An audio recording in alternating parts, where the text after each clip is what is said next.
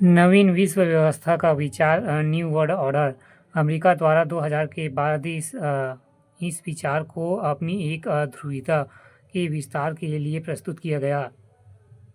इसके अंतर्गत अमेरिका को एक राष्ट्र की बजाय एक विचारधारा के रूप में प्रस्तुत किया गया।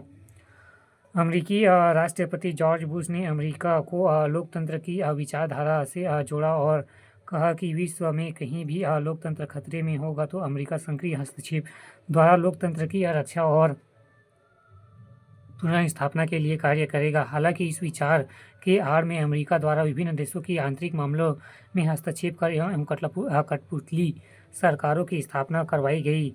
इसकी शुरुआत अरब देशों में खाड़ी युद्ध के दौरान कठपुतली सरकारों की स्थापना से हुई।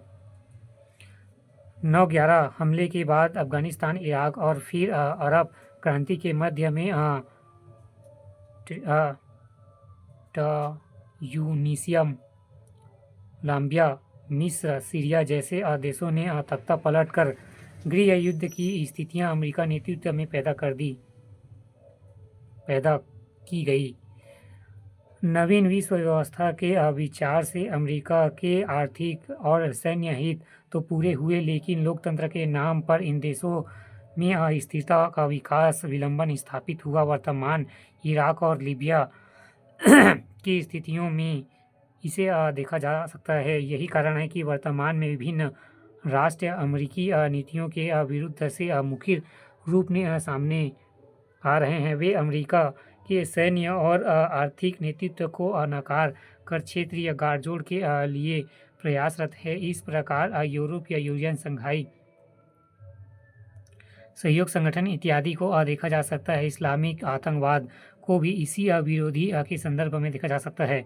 वर्तमान समय में चीन और रूस का उभरता गठजोड़ अमेरिकी एकाधिकार को स्पष्ट चुनौती देता नजर आ रहा है।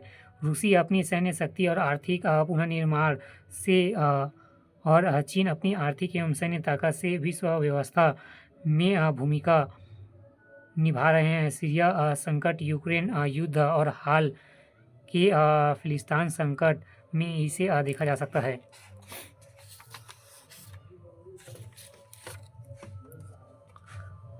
दूसरा, राष्ट्र संघ से